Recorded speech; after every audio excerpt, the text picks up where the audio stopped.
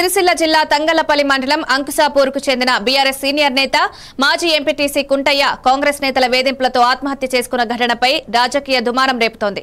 కుంటయ్య పార్థివ దేహానికి BRS working president KTR నివాళులర్పించారు. అనంతరం ఆయన కుటుంబాన్ని పరామర్శించిన కేటీఆర్ వారి దుఃఖంలో పార్టీ పూర్ణంగా అండగా ఉంటుందని భరోసా ఇచ్చారు. కుంటయ్య పార్టీకి చేసిన సేవలు చిరస్మరణీయమని కేటీఆర్ తెలిపారు. దోషులపై కఠిన చర్యలు తీసుకోవాలని డిమాండ్ చేశారు.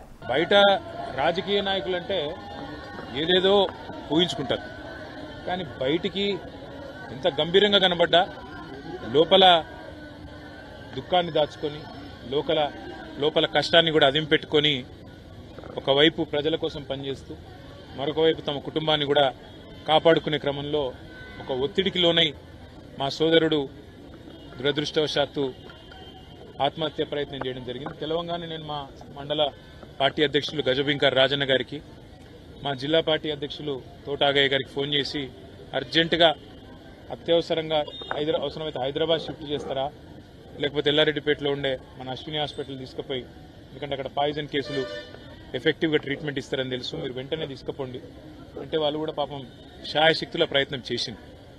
దురదృష్టవశాత్తు కిడ్నీలు ఫెయిల్ కావడం, దురదృష్టవశాత్తు కుంటయ్య గారిని కాపాడుకోలేకపోవడం జరిగింది. కానీ ఆ కుటుంబానికి అన్ని రకాలుగా ఆ ఇద్దరు పిల్లల చదువులు, వారి పెళ్లిళ్ళు, ఆ ఇద్దరు పిల్లలు, వారితో పాటు వారికి ఉండే ఇతర సమస్యలు అన్నింటినీ కూడా నేను చూసుకుంటానని చెప్పి వారి కుటుంబానికి నేను మాట ఇచ్చిన.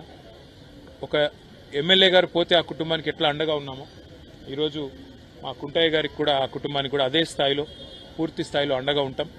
వారు మాకు ఇచ్చిన వారి సహచర్యం కానీ, వారు మాతో పాటు కలిసి గడిపిన సమయం కానీ, అదేవిధంగా వారు పార్టీకి చేసిన సేవలు కానీ ఇవన్నీ దృష్టిలో పెట్టుకుని ఆ కుటుంబానికి మొత్తం బీఆర్ఎస్ పార్టీ జిల్లా నాయకత్వం మొత్తం అండగా ఉంటుంది. పూర్తి స్థాయిలో ఆ కుటుంబాన్ని ఆదుకుంటాం, పూర్తి స్థాయిలో ఆ కుటుంబాన్ని కాపాడుకుంటామని చెప్పి తెలియజేస్తూ అధికారులను కూడా నేను కోరుతా ఉన్నాను. ఇవాళ పోలీస్ స్టేషన్లు సెటిల్మెంట్ల అడ్డాలుగా మారిపోయినాయి.